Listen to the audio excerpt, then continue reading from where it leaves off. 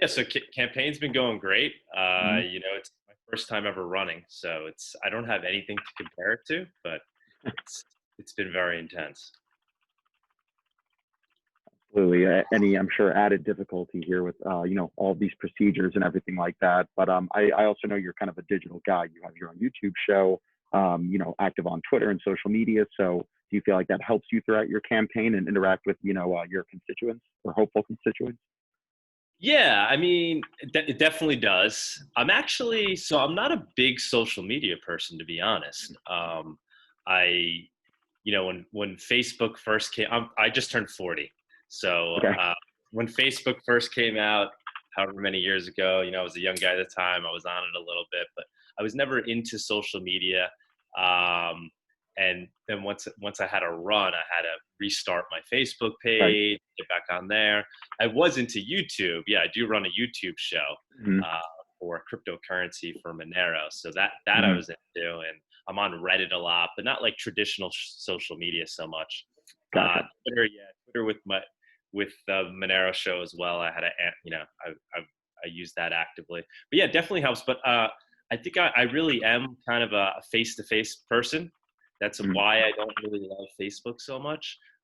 So I've been out a lot, even despite the mask, and so not going door to door so much, but Hmm. going out to the main streets of communities where people are coming and congregating. So I feel like there's an expectation there. They're okay with, you know, uh, they're in public, right? So they Right. made that choice to go into public. So, I approach them cautiously from a distance, and if they allow me to come closer, we have a conversation. But yeah, no, I think it's really important to get face to face with people.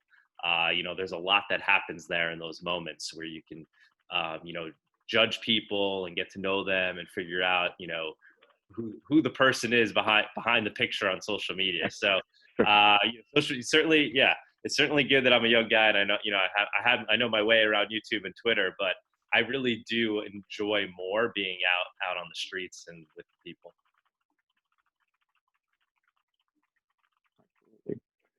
Yeah, so I guess let's just address the elephant in the room here right now, everything with the pandemic. So, first question is going to be, how do you think the president handled or did in his handling of the pandemic from the beginning when he first found out to, just today? Yeah, so that certainly is the elephant in the room. Um, his initial, nobody knew what this virus was out of the gate. We didn't know how bad it was, and I think the initial reaction was sound and made a lot of sense. I think he reacted quite quickly. He cut off people coming in from China, and I thought that was a good and powerful move to make at the time. Slightly controversial, while people like Pelosi were out there and saying it was racist, and she was out, in Chinatown saying, "Well, come down to Chinatown, come out. It's not that bad." So I think people need to remember that. So he did that at a time when it was controversial, and he made Hmm. that move. I do think he could have maybe led by example better by masking up more in public. I had the virus back in March. When I go out, I wear a mask. Sometimes I take it down a little bit. I always try to Hmm. depending on where you are. Hmm. I think people need to, we need to allow people to use common sense and make their own decisions, and not take away their liberties. But I think it's important to lead by example. And I think he did fail there a little bit. But I think he's trying to make a point. He just didn't make it in the best way. And that point being that we need to preserve our liberties. It's not about government mandating everybody and telling everybody what to do. In a free and open society like America, we've never functioned that way. We live with risk all the time, and the idea is you allow people to assess risk themselves and decide what they're going to do. And I think that's kind of the point Trump is trying to make, and that he's a believer in liberty and allowing people to make their own decisions, and trusting in the common person in America, and trusting that people have common sense. And I think that's very important, because at the end of the day, this virus is something it appears like we're going to be living with, just like we live with the flu. And what really needs to happen is our perception of it needs to begin to change. So, we're all very fearful, and fear is important because that's what allows us to, properly combat it and, take precautions. But we need to properly view it in light of what it actually is, and not overreact. So I think Trump is doing his part in changing the perception of it and saying, it's bad. If you're a person that falls into of a certain archetype, of a certain, if you're of a certain age and you have underlying Mhm. conditions, it's very bad. But if you're a normal, healthy person under a certain age, you can go about your daily life just taking normal precautions, wearing a mask, and if you get it, chances are you will be fine. And some people are up in arms when these things are said, and they get excited. Well, no, people are dying, and yes, they are. But it's very important that we change the perception of this and begin to live with it, so we can Mhm. get back to normal. And so I do credit Trump. I don't think he's done it in the most effective way. I don't think he's a great wordsmith, and I don't think he's good at massaging the points. I think he's very abrupt. But ultimately, I think that's the point he's making, is that we need to turn a corner on this, and we need to, as a Mhm. society, begin to accept that it's something we're going to live with, and we have to change our perception of it so that we can continue to function as a free and open society, allowing people to practice their own common sense in reaction to it. Mhm. Gotcha. So in a federal funding sort of aspect, obviously it's been months since the HEROES Act was passed. What should be done now? There's going to be talks. I believe there was a report that came out that one of the speakers for the White House said they're about 48 hours away from a tentative new second stimulus package. A lot of people are wanting to prioritize local governments and municipalities for this. What do you think should be done? I guess a two-part question. Do you think something will get passed on time in terms of relief? And if so, what would you like to see prioritized in that second package? I think we need to get something passed as soon as possible. And I think that's the job of our government. That's what the people expect. They expect our leaders to put politics aside at a moment like this, when we're bordering depression here. The only thing that's holding us up are these bills that are you know funding people that currently are out of work, funding those small businesses that are closed.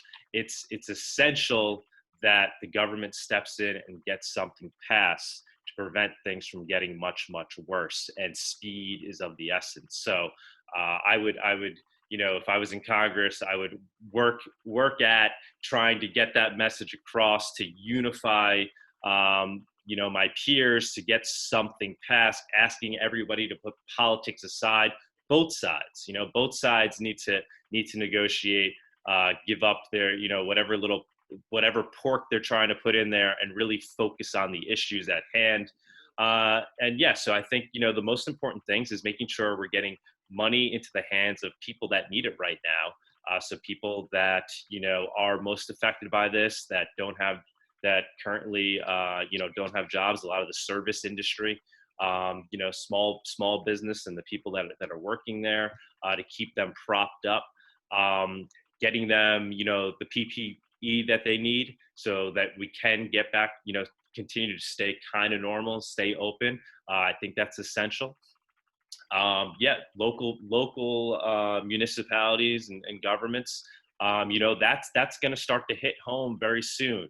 A lot of them have suffered greatly, and we're not really seeing yet. It's a delayed reaction, and it's going to hit home soon. And I think it's important that they receive the funding they need to continue to function. I mean, they run a lot of essential aspects of our society, and it's essential that we give them funding. I do think there needs to it needs to be done in a way where we're not bailing out irresponsible governments that were already putting themselves in a hole for the Mhm. pandemic. Not saying they don't deserve funding, but there needs to be something there that's not giving a windfall to governments that were being improperly run to begin with. And I think that's a very fair thing. And I think that's what most Americans would expect and want their federal government to do. So those are the things I would focus on, is getting funding to those people. And I think overall, we need to look at this as, putting funding towards protecting the vulnerable while allowing the non-vulnerable, those that we know are much less likely to be negatively affected by this, to get back to normal. So we know, like we said, we know if you're over a certain age, 70 and over, you're high risk if you get this of potentially dying from this, or if you have some certain underlying conditions. We need to put funding towards protecting those people so that they can stay in a bubble, so to speak, while the rest of society gets back to normal. So whatever it needs to be done to allow them to stay home and quarantine if needed, especially here in Nassau County, as things start to ramp up again during this flu season, which is now becoming COVID season, whatever we want to call it. So as that starts to ramp back up again, we need to make sure they have the resources to stay alive. It's tough to talk about, but it's true. I mean, they need to have the resources to basically be able to stay in a bubble while the rest of society gets back to normal. I think it's essential that we do it in that way, as opposed to just blanket shutting everything down. I think it's very dangerous, and it's overall not sustainable in the long run.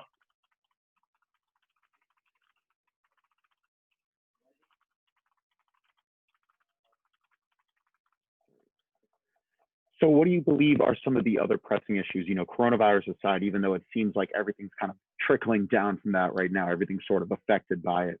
But outside of that pre-COVID area, why were you running, and what do you believe are some of the major issues affecting, the greater Hempstead area for the most part, which comprises a lot of the district? Yeah, I mean, so obviously COVID is the number one issue right now. When I set out to run, the biggest for me, my number one issue actually was improving our local infrastructure. I'm the commissioner of engineering for the town of Hempstead. It's the largest township in America by certain measures. It's basically mostly encompassed within the 4th congressional district, so they pretty much completely overlap. I also have Long Beach, which is big, which is not part of the town of Hempstead, and I have some North Hempstead, but by and far it's within the town. So infrastructure is something I'm intimately familiar with as Commissioner of Engineering, and I'm well aware of the fact that a lot of our infrastructure happens to be crumbling now, has reached its expiration date. We're kind of, the oldest suburbs in America is here, and it's all reaching that expiration date at the same time. So infrastructure was first and foremost on my list when I set out to run. It's taken a back seat to some of these other things, but yeah, I would certainly make that, if elected, I would make that a priority. I would use my skills I'm a professional engineer. I'm also an attorney. I should mention, I've never ran before. So I'm just, Right. I'm an engineer. I'm not a politician, at least not yet. So I would use, what I see as the skills that I have as an engineer, to look at things objectively and use data to make strong arguments as to why we need more federal funding here for things like infrastructure. So going out, looking at what we need the funding for, to improve mass transit around here, to improve the traffic situation, clean water. I like the idea of building floodgates on the South Shore. I think that makes a lot of sense. The potential, cost benefit analysis, the potential dollar value and property damage that can save from the next inevitable large storm surge. So using data to basically analyze all our current infrastructure status, to then make a strong argument to the federal government as why we need funding. So that was kind of up there high on my list. Then coronavirus happened, so that's become a main talking point, and my underlying theme being getting us back open and back to normal as soon as possible. And I don't think we certainly can't ignore what's going on with the racial division we're seeing in this Hmm. country. When I set out to run, my slogan was "Build a brighter future together," and that was before the George Floyd incident happened. That was back in February. That was before the world really changed. And even then, I had this vision of wanting to bring people together under this common theme of being Americans and being neighbors. And I think that's what the role of a good American leader should be. It should always find our commonality and try to bring us together. And where I see our commonality is these ideals of what it means to be American. So having strong beliefs in liberty and individual liberty, allowing people to act as free individuals in society. And I think everybody by and far that lives in America expects that and values that and knows that they can practice their own religion, they can dress how they want, they can pursue whatever career it is that they want to do, and that government should never get in the way of that, and government should provide a platform for that to happen. And that was a theme, and then it became more real with COVID and with the George Floyd incident. So that's been Hmm. a much larger thing. So bringing people together under these themes of what I think it means to be an American, to allow our district to flourish and our country to flourish. So I tell people I am a Republican, and like for those reasons, because I think the role of government is to provide a platform for a free and open society to flourish. That's what I think it means to be Republican. I'm not necessarily what's been casted as what it means to be Republican in Right. mainstream media. Um, and so a major theme is not towing the line of the party. You know, I just want to fairly represent the people. So that's a major theme of why I'm running. I want to improve representative democracy, particularly in our own district. I want to be the most accessible congressional representative we've ever had. I plaster my cell phone number all over the place. I don't know if you've seen it out there. Um, I wear T-shirts with it. I have a big billboard on my Subaru, and I'm doing that to be accessible. Like I said, I like being out there with the people. So being accessible, and by doing that, I become accountable to the people. I was out on Terrace Avenue in the village. I put my headquarters in the village of Hempstead. I've been doing most of my campaigning in Democratic areas, spreading these ideas of what I think it means to be American and trying to unify people around them. And I think that will make us stronger as a district and as a country. So, improving representative democracy. One of the things I'm doing, if elected, I'm starting a text-based polling system, which will allow people to essentially vote directly on every issue on the floor of Congress. And once again, I think what that's going to do is it's going to give the people a voice. So whether you're a Republican or a Democrat or you're a blank, you're going to still have a voice. If Doug Tuman gets elected, you'll have an equal voice because your voice will technically be heard, not just me saying I hear you, but Right. I'll see it in data. So Right. giving everybody a voice is a major goal. And then other things, reforming higher education. Hmm. Um, and the I think law enforcement, I kind of touched on that. So Sure. making sure providing safety and security equally for all is how I like to phrase it. I see it as being a fundamental right that we all deserve, and it should be provided equally to all of us. So that means potentially giving some police more tools that they might need to better integrate into their communities. I think there's certainly issues there, and we need to look at them. We need to see how we could um, you know potentially reform police in positive ways.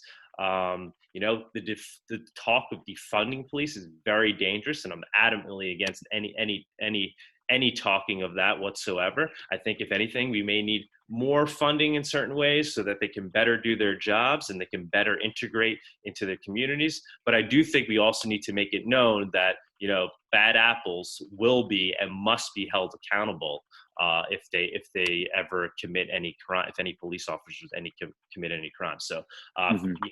fixing bringing law and order equally to all, safety and security equally to all.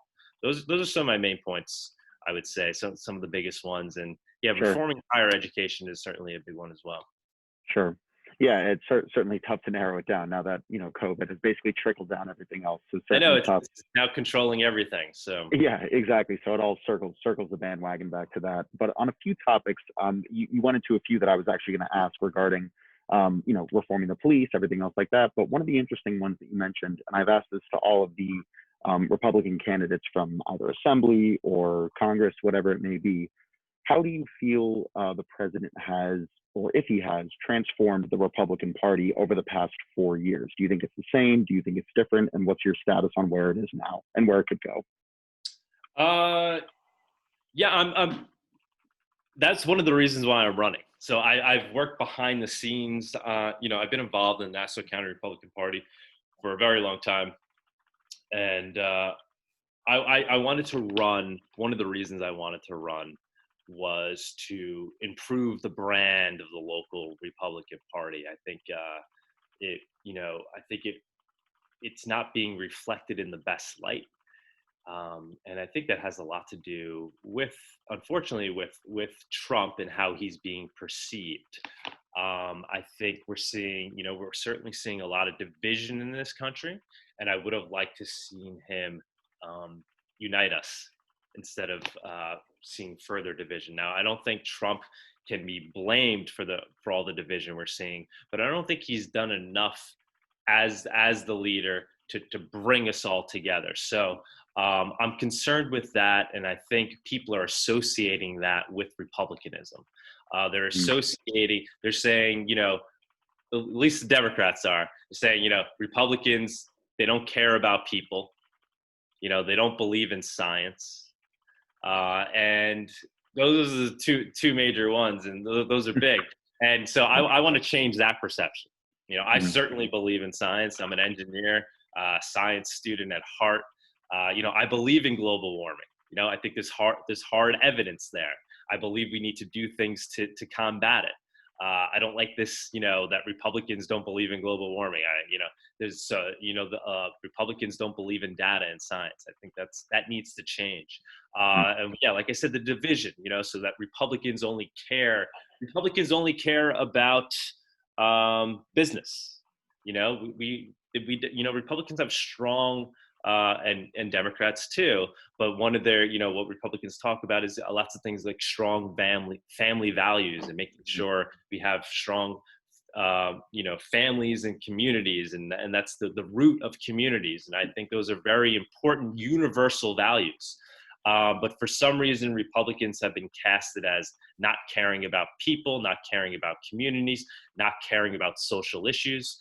And I want to change that perception. I think that's why I try to really go back to basics on what I think it means to be a Republican, and Mhm. just that basic concept of government just providing a platform for a free and open society to flourish, which is a very general statement, but I build off that grounding. And I use that to kind of determine where I stand on issues. So really Gotcha. providing liberty more than anything else, and then that allows the ideas of being for social issues to be included. Republicans are certainly, I think, more pro capitalism than Democrats, and certainly the extreme left. I'm very concerned with the ideology of the extreme left and seeing that seep into the mainstream Democratic Party. So I Mm. think Republicans are doing a good job at pointing that out. But just because we believe in capitalism doesn't mean we don't care about people. I think what people need to understand is what the difference between Republicans and certainly the extreme left is that we all essentially want the same end goals, Democrats, Republicans, whoever. We want to be able to buy a home. We want to know our kids are safe. We want our kids to get a good education. We want to live as free individuals. But we want to do it, Republicans want to do it in a sustainable way. Here's the engineer in me, in a way that makes sense on paper, that can actually be done, not in a way where we're trying to strive for a utopia, Mhm. but in the pursuit of it, we're potentially uh, allowing our most core values to be eroded, which is our liberties, and Hmm. our freedom from tyranny of the gut from governments. And I think that's it's a hard thing to get across because it's so easy to be tempted by these utopian like ideas, Right. and especially if you're young and you see a lot more young people that are enticed by that are drawn to the ideas of the extreme left, because yes, let's help everybody. But what's inaccurate about it or unfair about it is not realizing that a lot of those ideas come with a cost, a very real cost of potentially unraveling the most fundamental aspects of this country, which is providing us all liberties. And I think Hmm. what I want to do is get that message across as a Republican, that we too want to achieve these end goals, but in Hmm. a way that makes sense. Hmm. Another one of the stigmas about the Republican Party too is the opposition to the Black Lives Matter movement. A lot of people say it's being funded, or the donations are being funded to left-wing organizations, which is untrue if you look at the website. But regardless, first, do you believe there is systemic racism in not only the district but on Long Island and Nassau County? And then second, what is your opinion and where do you stand on the Black Lives Matter movement? Yeah, so good questions, difficult questions. I talk about these things with people all over the community, in all parts of the community. I just had a very good conversation. I was at a community meeting in Roosevelt, and we were talking about these tough questions. Um, Racism is very real, still very real in this country. It's certainly real in Nassau County. Whether it's systemic in the justice system and the police department, I think is a dangerous idea, and I don't know. I don't know if that can be uh, easily determined. Mhm. I certainly know that there's bad apples. We know that for sure.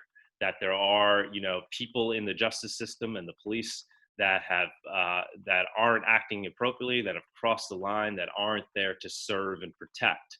And we need to weed out those bad apples, and we need to do whatever can be done to make that happen. Uh,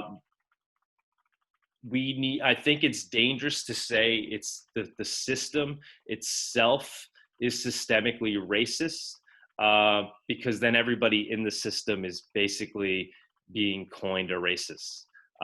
Is That's how it's being perceived on that end. And by and far, most people in the police department are hardworking neighbors that are very well integrated into our communities. And that's why I do stand behind the police. I think it's important. 20 years ago, after 9/11, we were all out there behind the police. And the fact that we're at a moment in time where we have to come out publicly to say we back the police, I think is a scary time to be at. We should always be respecting our police. Now we have to take a hard look at them, and I think and I commend the Black Lives Matter movement for that, and I support it for that. The fact that it's putting a magnifying glass on them. They brought attention to these issues, but I think they've overblown some of them and they've misused some of the data to make extreme calls, and I think that's dangerous. I think some of the ideology there is Marxist and is very left wing extremist. There have been calls for defunding the police. Now I know there's Democrats that say no, that's not what we meant, not defunding but reforming. Yeah, okay, sure. We have to reform the police.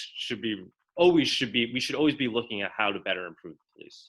I think, like I said in the outset, I think in some areas, even we may need more policing to be done.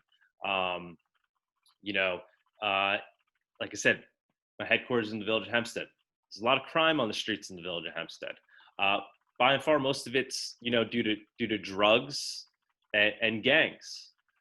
So we need special units there cracking down on the gangs, cracking down on the drug use, the hard drug use. I'm not talking about, you know, the teenager that was smoking weed, you know, putting him in jail. We need to avoid those things, but we need to get that hard crime out of our communities, and that doesn't take less policing.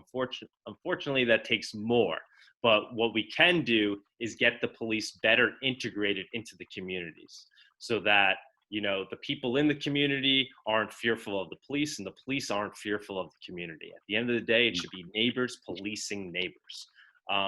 So that's where I stand on that issue. It's, you know, it's obviously complicated, but yeah, no, I think the Black Lives Matter movement fully support the fact that they were out there and they were practicing their First Amendment right, and, you know, that they're energized, and that they have brought attention to this issue, and I think that's a great thing. But yeah, I am fearful of some of their agenda and how it's seeped into the mainstream, and that Mm, some of it are dangerous ideas. And I think, you know, we saw with Kathleen Rice, she didn't come out strongly in support of the police, and I think that's dangerous. I understand why she did it, and I think she did it to pander to the left. She's fearful of losing that vote, and I think that's a perfect example of where you need strong leadership, who, uh, you know, is going to stand up to a group, even if they have a lot of momentum. And, you mhm, know, you can agree with some of what they have to say if you do, but you can't be fearful of pinpointing and taking out the aspects of it that you disagree with. And I mhm. think she was laggard there. She didn't respond fast enough to that, and she hasn't been you know, she hasn't been a staunch supporter of the police during these times. And I think that's a Mhm, failure. mhm. So another big issue, of course, is education. I personally did an article about education disparity for how much a school district will spend per student. For our specific media group, we cover, you know, areas like Great Neck, Port Washington, Manhasset, Roslyn. Great Neck was just listed the #2 school district on niche in the entire state. So you have a lot of that, but then you have places that, you know, reside in your district as well. Districts like Roosevelt, Hempstead, whose primary source of cost per student comes from federal funding, not from property tax, which dominates it. So one of the issues, or one of the potential solutions people can say is, well, you can consolidate the school districts. Why are there, you know, more, you know, an exorbitant amount, people have said, of school districts on Long Island? Do you believe consolidating those districts is something that's worth taking a look at? Or how do you combat this disparity throughout, not even Nassau County, but throughout a decent amount of Long Island? Yeah, I don't know what the solution is yet. You know, and it'd certainly be high up there on a priority list of problems that need to be solved. You know, like we're talking about these issues of there being violence in these communities, and a lot of that, you know, is a product of poverty, and poverty of, so, you know, a lot of what poverty is coming from the fact that a lot of the younger generations aren't getting the proper education, though, to work themselves out of poverty, out of those situations. So it's essential that we bring a fair level of education to all, and everybody as a society is going to benefit. So whether that's, you know, we need to bringing more funding to these schools somehow, uh, reimagining how schools are funding overall. Maybe, you know, funding it via property tax isn't the way to go. Um, so open to investigating and reimagining how schools are funded. I think, you know, interesting thing to think about is, um, with Corona, you know, so it's kind of leveled the playing field a little bit with how people were being educated, right? We're all at Mm, home on Zoom. So as long as you had an internet connection, so obviously that would need to be provided, and you had a computer, the level of education at that point, theoretically could be equalized, right? Because now it's not about, you know, do you have the nicest science lab, and, you know, or, you know, are your teachers better paid? Because if everybody's connecting on the internet, There's no reason why, you know, whether you're in Roosevelt, Uniondale, Garden City, or Manhasset, that you're receiving the same information. You could be getting an education from the best, most renowned teacher in the world, right? And Mhm. that provided equally to all. I know that's a radical thought, but Mhm. it's things that we need to think of and consider, that using technology to start to provide equal education to everybody and bringing extremely valuable information and tools to the communities that normally wouldn't be able to get it, and bringing to them at an equal level of other communities. So I'd be interested in looking, exploring those ideas, how we could, you know, transform education in a very positive way using technology to, basically create uh, equal resources for all. Mhm. So, I know that on Twitter and some of the campaign literature that I've received and other colleagues have received too, one of the things you're critical on for Congresswoman Rice is, she's not present at a lot of things. We interviewed her last week, I want to say Thursday or Friday, and in response to that, she said, "Well, a lot of people don't know I have to be in Washington half the time. I'm required to be in Washington for a while. So, why should people vote for you over Kathleen Rice?" Well, I think that's the number one reason. The job is to represent your people, and you need to be in constant communication and touch with them, because that's how you become accountable to them. It's very easy to forget certain sectors of the community and certain groups of the community if you're not integrated in the community. So I plan on, if elected, being very present in our communities and only being in Washington when I need to be in Washington. My deal making is going to take place here in the community, where I work with community leaders on a daily basis to come together holistically as a community and to decide what it is we want to go after from the federal government, what funding we want to go after together, and then going to DC and bringing it back, not making the deals per se in Washington. And I think that's where Kathleen Rice has headed in the wrong direction. I understand you have to be in DC, but she's also missed, over 160 votes in DC, which is double that of the average congressperson. So for somebody who's been spending all their time in DC, she's managed to miss double the amount of votes that the average congressperson has missed. She doesn't want to debate. I think it would be fair to the community and the constituents to give them a choice. And so that's my biggest criticism of her, is the fact that she's absent. And the pandering that we saw, it's she seems to be okay with towing the line of the Democratic Party, and she seems to be going along with some of these extreme left-wing ideas and not really calling them out strong enough. And I think people in Nassau County, by and far, are more middle of the road here. Also, I would say my biggest criticism of her is that she is funded by special interest groups. If you look at her campaign and mine, she has $800,000 in funding.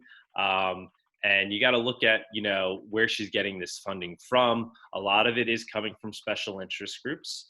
And I think that's concerning. So I think the biggest difference between me and Kathleen Rice is I'm going to be more proactive and more involved in the community on a day-to-day basis. And I'm just going to be working harder than she is as our representative to really bring a voice to DC.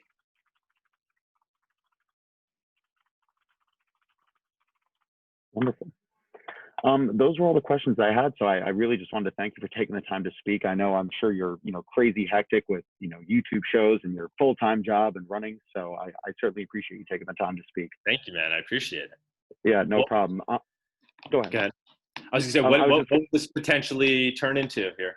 So this will be a story in all 6 of our papers as well. So it'll also be online. So I'll send you the link from the stories online. And then for Oh, this, we'll upload it to our Facebook and YouTube once we get everything all good. I'll do the quick edits here. So hopefully that'll be online by the end of today or tomorrow. But I'll this keep is you going on posted on that. YouTube. Oh, wow. Great. Hmm. Okay. Yep, yep. Okay. So I'll give you the link to our YouTube channel too that you can subscribe to, get all the updates, and I'll be sure to send you a copy of the online story whenever it's released. All right. Awesome. Great. Well, thank you very much. And then if you want a copy of this too, like I said, it'll be online. But if you want a copy for yourself, I can always drop off it to you. Thank you. Beautiful. Yeah. All right. No problem. Great. Have a good day. Thanks again, Doug. Thank you. Take it easy.